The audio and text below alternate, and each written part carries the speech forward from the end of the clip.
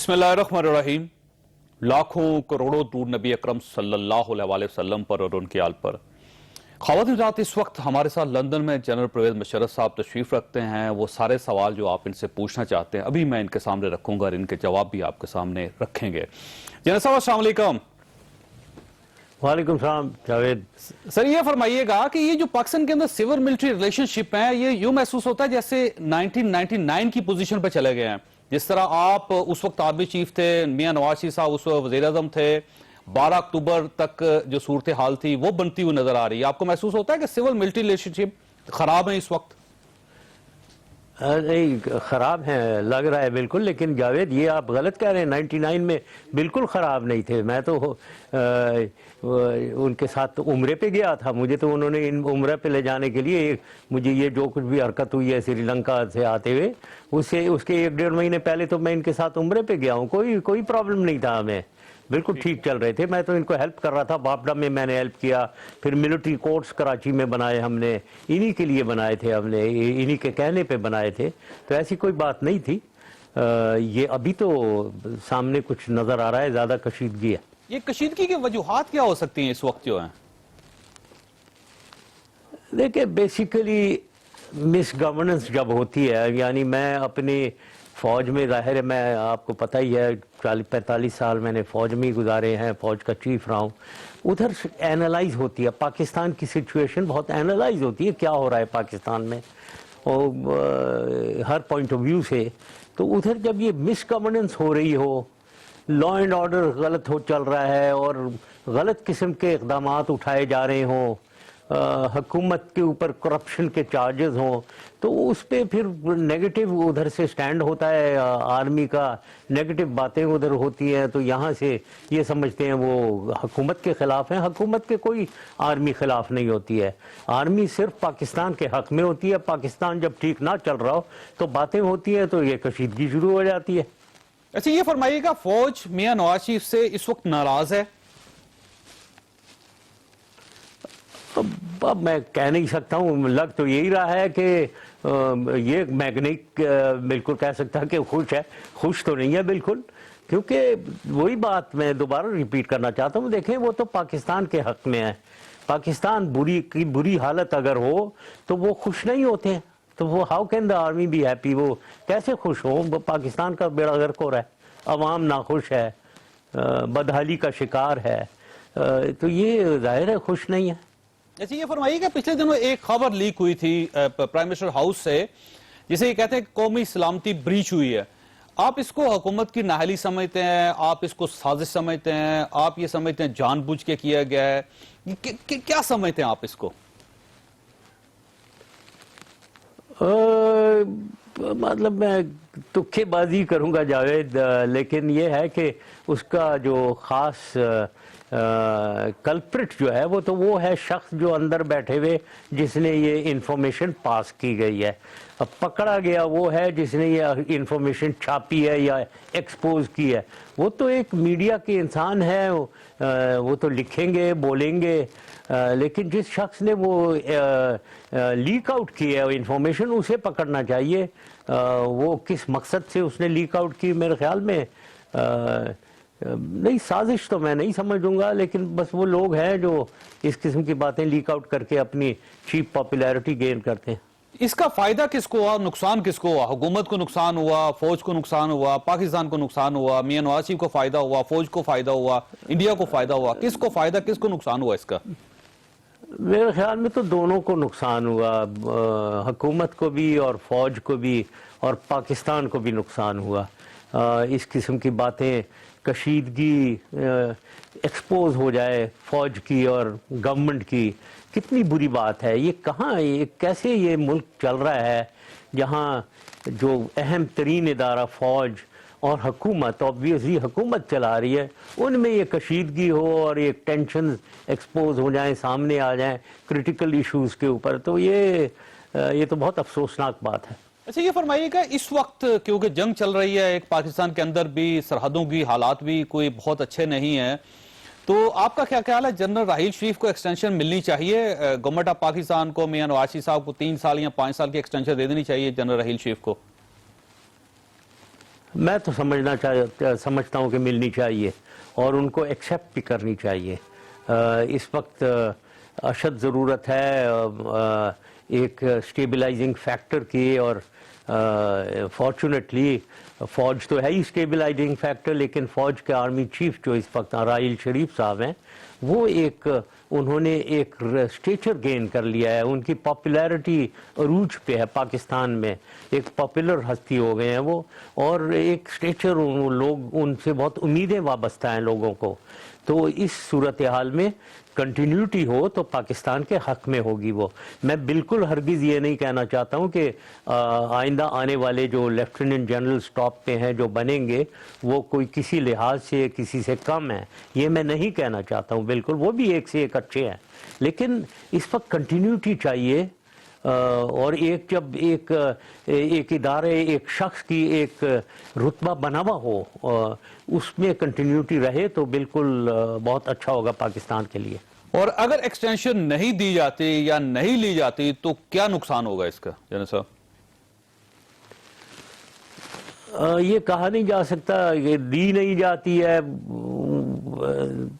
अब मैं क्या बोलूँ अभी, अगर पाकिस्तान के हक में कोई सोचता है सबसे पहले पाकिस्तान, तो फिर तो देनी चाहिए उन्हें।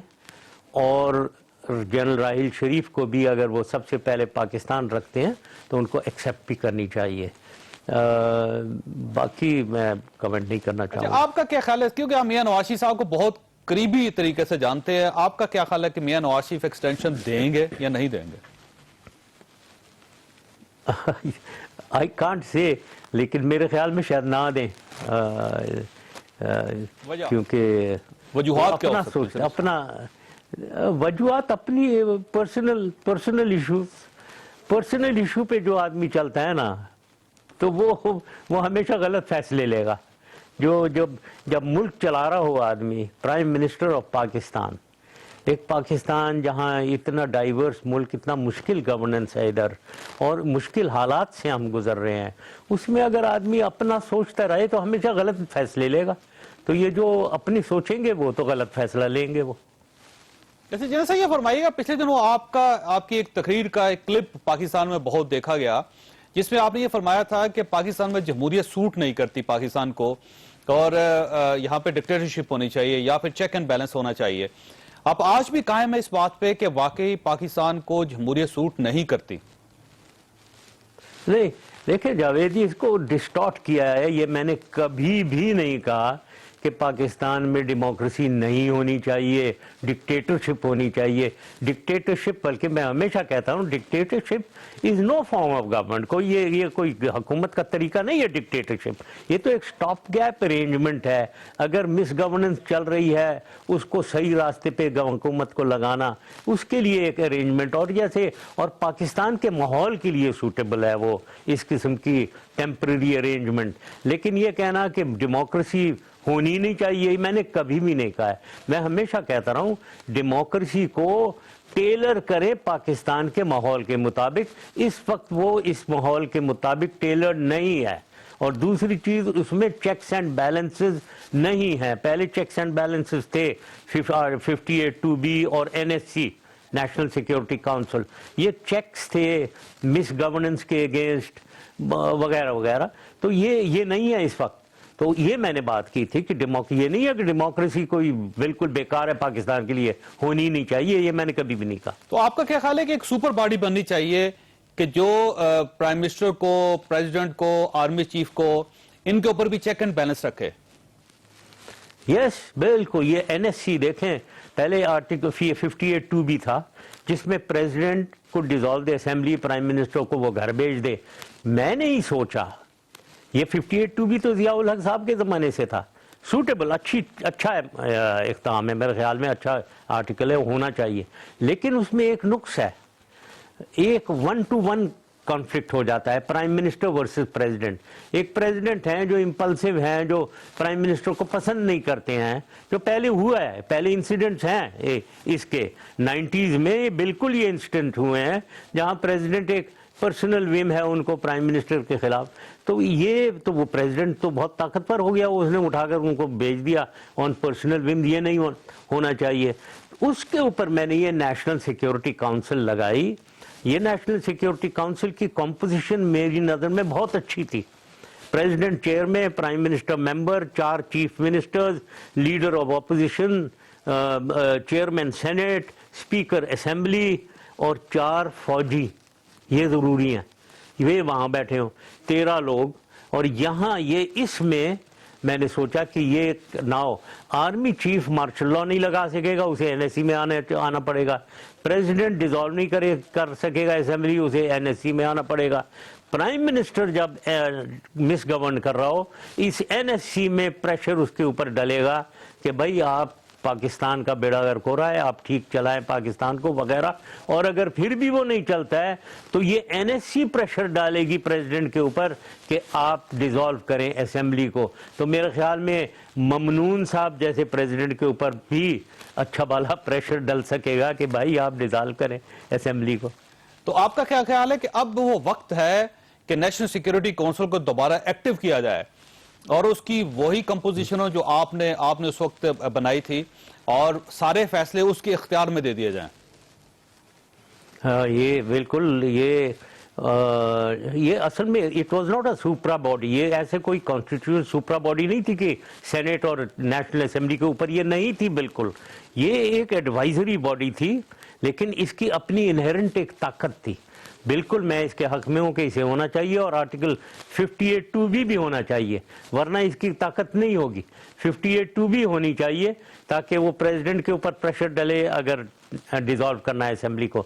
इस वक्त अगर आप सोचें, मैं जो कॉम्पोजिशन बता रहा हूं तो उसमें आप देखेंगे कि 13 में से कम अबाउट 8 लोग जो हैं वो गवर्नमेंट के शायद खिलाफ होंगे, तो वो प्रेशर डालेंगे इस वक्त। सही। अच्छा जनरल साहब, मैंने एक ब्रेक लेनी है, ब्रेक के बाद इंडिया और पाकिस्तान के रिलेशन की तरफ आएंगे। छोटे ब्रेक को, ब्रेक के बाद वापस आते हैं। प्रोग्राम में दोबारा खुश आमदीद। जनरल साहब ये फरमाइएगा, इंडिया और पाकिस्तान की कहीं जंग तो नहीं हो जाएगी? हालात उसी तरह खराब हैं जिस तरह आपके दौर में भी एक बार हुआ था। मेरी नजर में जंग की पॉसिबिलिटी नहीं है। Limited actions on the line of control, इसकी पॉसिबिलिटीज हैं।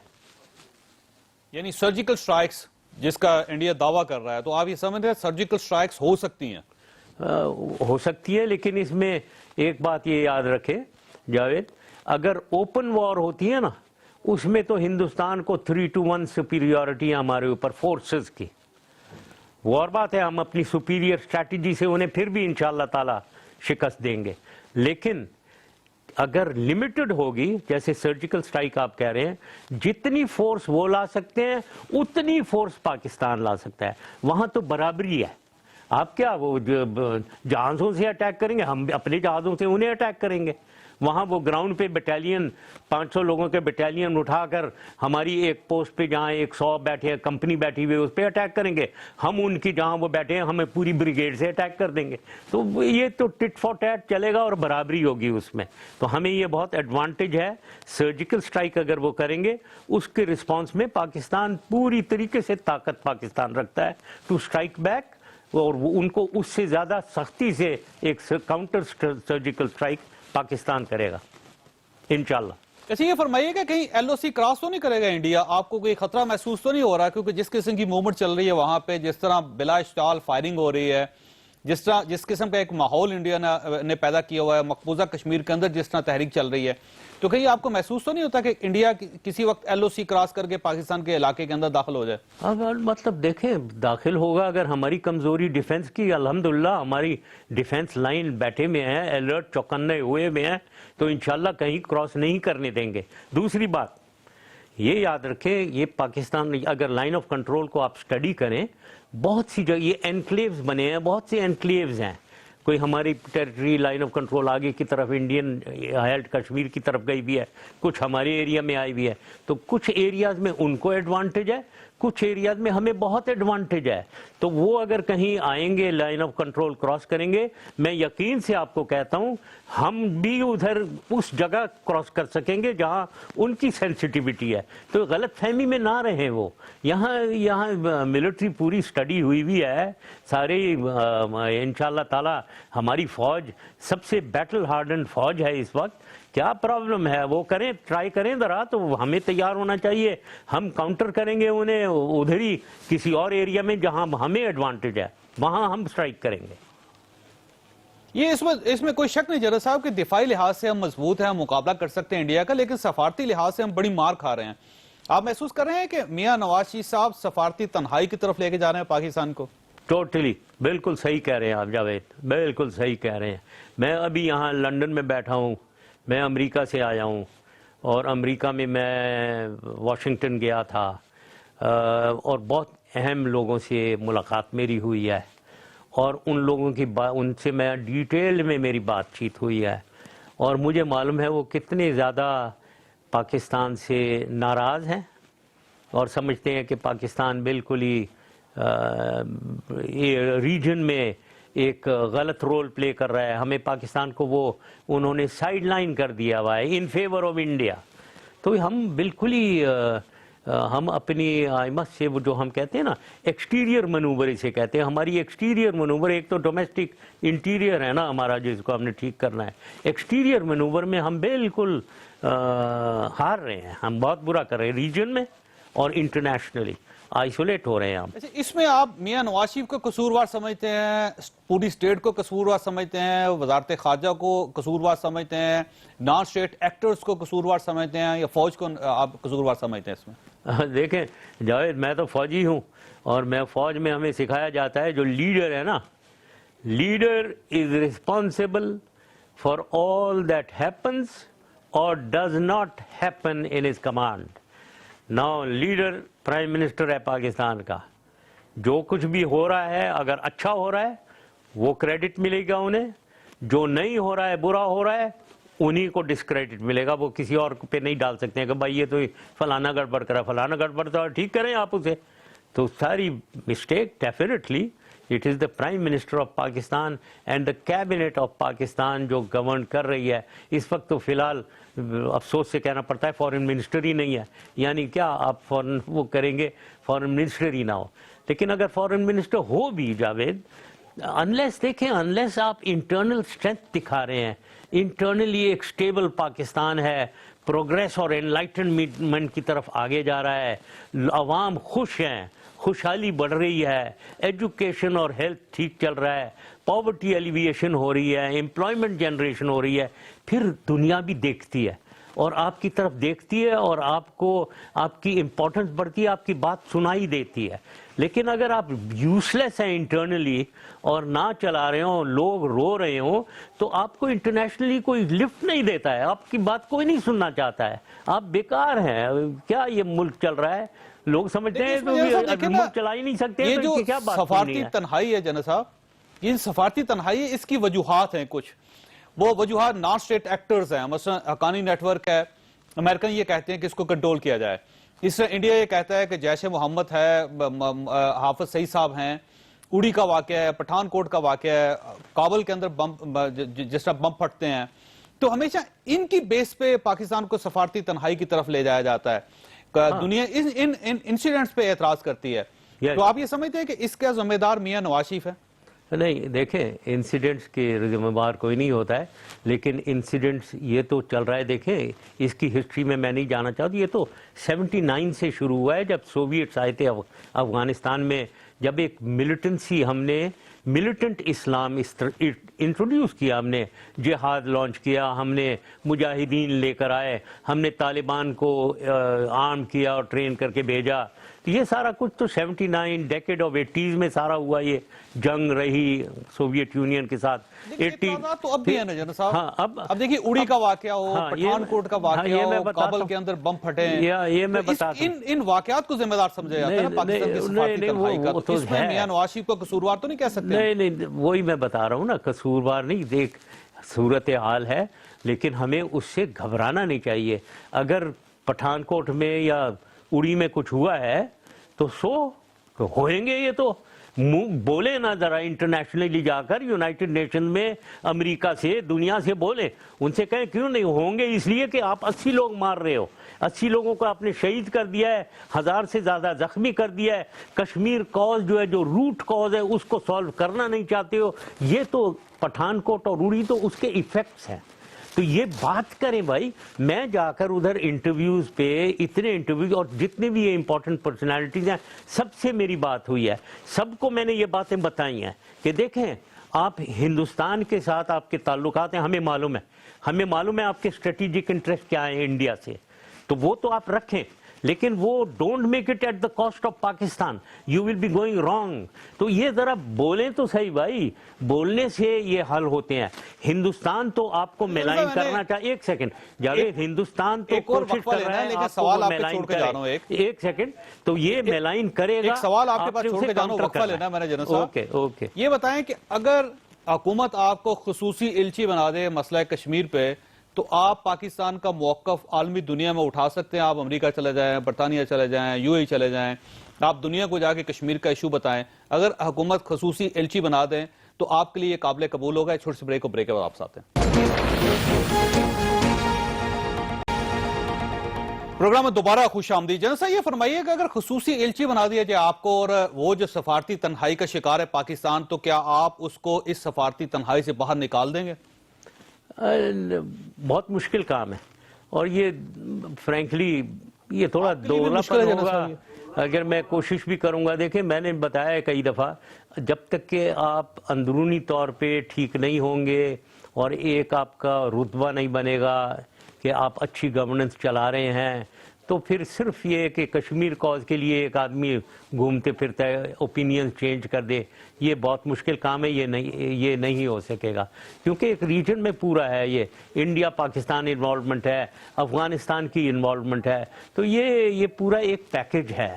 یہ کوئی اتنا آسان نہیں ہے کہ ایک خصوصی ایلچی بن کر آپ اوپینین چینج کر دیں دنیا میں, یہ ہو نہیں سکے گا. دوسرا یہ ہے کہ میں فرینکلی دوغلا پن نہیں ہو سکتا نا میرے سے. ایک طرف سے میرے اوپر کیسز کیے ہوئے ہزار اور مجھے آگے پیچھے پرابلمز کریٹ کر رہے ہیں, اوپر سے میں ان کے ایلچی میں کیسے بن سکتا ہوں؟ اچھا یہ فرمائیے, آپ کو 2018 تک میاں نواز شریف صاحب کی حکومت چلتی ہوئی نظر آتی ہے ویسے جنرل صاحب؟ مجھے تو کچھ ایسے ہی نظر آ رہا ہے کہ وہ چل رہے ہیں, چلتے رہیں گے ایسے ہی, کیونکہ عمران خان صاحب بھی ہے نہیں, اور چیکس اینڈ بیلنسز, اور عمران خان بھی ہے نہیں, کوئی نقصان نہیں پہنچا سکے گے میاں نواز شریف کی حکومت کو. ویل ابھی تک تو اتنے بڑے بڑے دھرنے انہوں نے کیے ہیں, انہوں نے اور طاہر القادری صاحب نے, لیکن وہ اس کو اس لیول پہ چھوڑ دیا. دیکھیں ملٹری میں again I must talk of military strategy جو ہے وہ ہر جگہ اپلائی کرتی ہے, پولیٹیکل اسٹریٹجی میں بھی اپلائی کرتی ہے, اکنامک اسٹریٹجی میں بھی اپلائی کرتی ہے.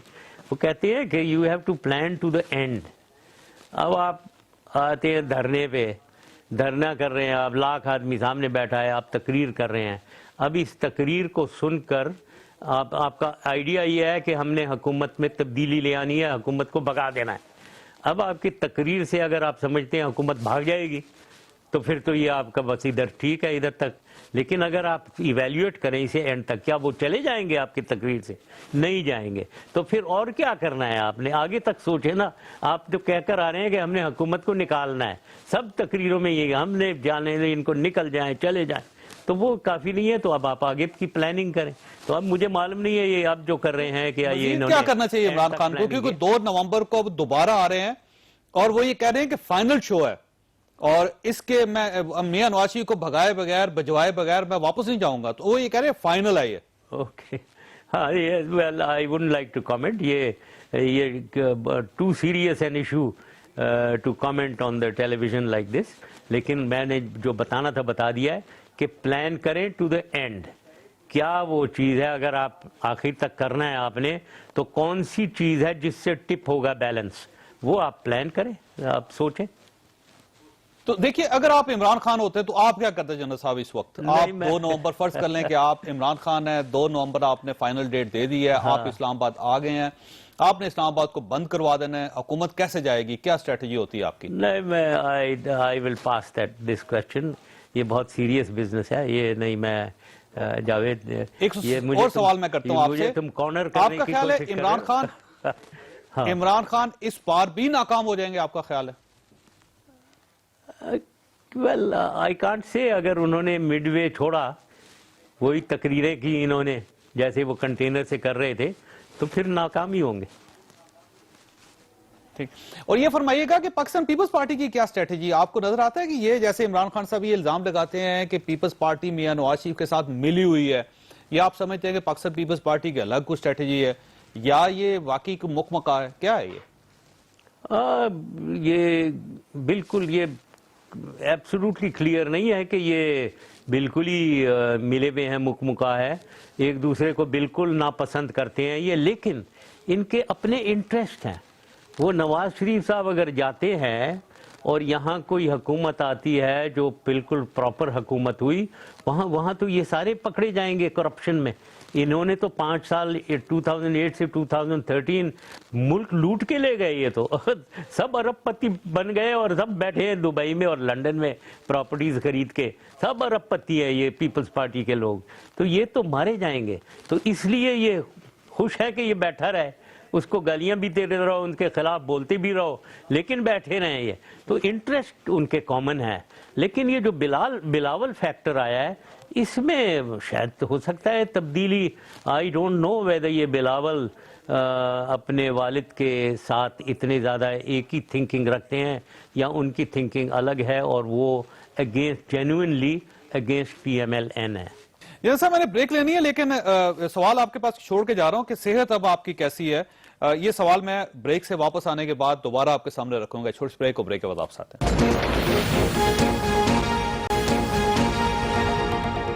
پروگرام میں دوبارہ خوش آمدید. جنرل صاحب یہ فرمائیے گا صحت کیسی ہے اب آپ کی؟ الحمدللہ. دیکھیں صحت میری، یہ کچھ مجھے تاثر ہوتا ہے کہ لوگ سمجھتے ہیں کہ میں کوئی بیڈ ریڈن ہوں، کہ جی کوئی میرا ایک وہ مہندی سیریمنی کا وہ کوئی ڈانس وانس کی کلپ آ گئی جو وائرل ہو گئی کہ جی یہ بیمار ہیں، یہ کیسے یہ کر رہے ہیں. بھائی میں کوئی ایسا کوئی بیڈ ریڈن خدا نہ خواستہ نہیں ہوں کہ میں ہل نہیں سک رہا ہوں. میں نے کئی دفعہ کہا ہے میرے بیک بون میں ایک ہیئر لائن فریکچر ہے پرانا، وہ ہل کے گڑبڑ اوکیجنلی کرتا ہے اور وہ سیریس بھی ہو سکتی ہے. اس کی ٹریٹمنٹ کے لیے میں نے گیا ہوں امریکہ، یہاں سے بھی میں نے آرتھوپیڈک سے چیک کروایا تھا لنڈن میں، امریکہ میں بھی میں نے آرتھوپیڈک سے چیک کروایا، بلکہ MRI کروائی. آدھا گھنٹہ وہ پروسیس جو ہوتا ہے MRI کا، اور انہوں نے بالکل وہی فائنڈنگ کیا جو کراچی میں آرتھوپیڈک ڈاکٹر امتیاز ہاشمی جو میرے آرتھوپیڈک سرجن ہیں انہوں نے جو نکالا، وہی بات یہ کہہ رہے ہیں کہ اس کی ٹریٹمنٹ ہونی چاہیے. آپ پہ ڈیپینڈ کر رہا ہے کہ آپ ٹریٹ کریں کب کریں، یہ آپ پہ ڈیپینڈ کرتا ہے، لیکن آپ کو انہوں نے کہا ہے آپ کو ہم انڈر آبزرویشن رکھیں گے. لیکن اس کا مطلب یہ نہیں ہے کہ میں ہل جل نہیں سک رہا ہوں، خطرہ ہو سکتا ہے. لیکن یہ ہوا کہ ڈانس کرنے میں کوئی پرابلم نہیں ہے آپ کو، باقی اگر ہو سکتا ہے خوفناک ہو جائے، لیکن سر دست اگر اس قسم کی کوئی سیرمنی اور اس میں اگر تھوڑا سا ڈانس کر لیں تو اس سے پرابلم نہیں ہوتا ہے.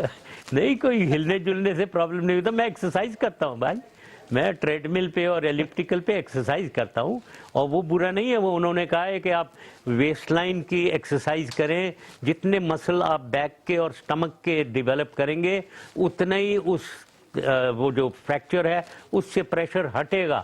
تو یہ اچھا ہے کہ آپ یہ کریں.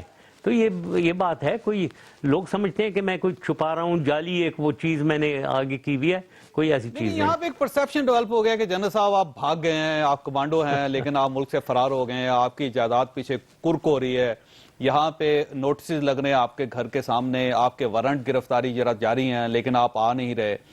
تو کیا آپ واقعی بھاگ گئے ہیں یا آپ یہ وقتی طور پہ باہر گئے ہیں اور واپس آئیں گے آپ؟ میں واپس آؤں گا انشاءاللہ تعالیٰ. دوسرا یہ ہے کہ میں 2013 میں آیا تھا، کوئی مجھے کسی نے زبردستی کوئی لے کر آئے تھے، کوئی زبردستی لے کر نہیں آیا تھا.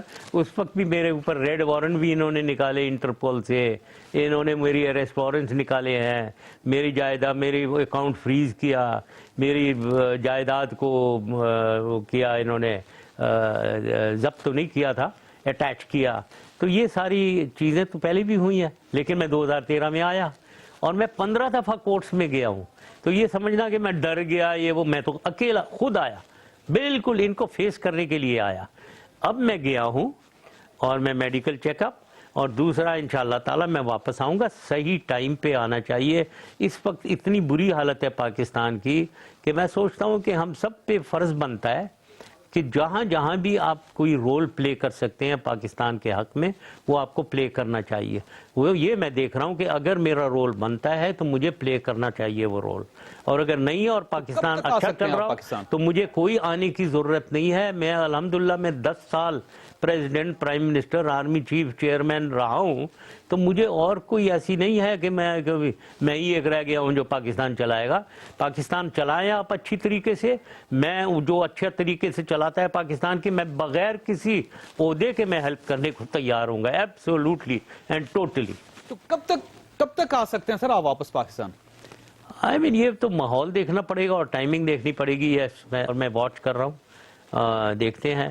یہ کیسز جو ہے ان سے میں کئی دفعہ یہ آپ کے میڈیا کے ذریعے میں نے کہلوایا ہے کہ مجھے عدل اور انصاف دیں.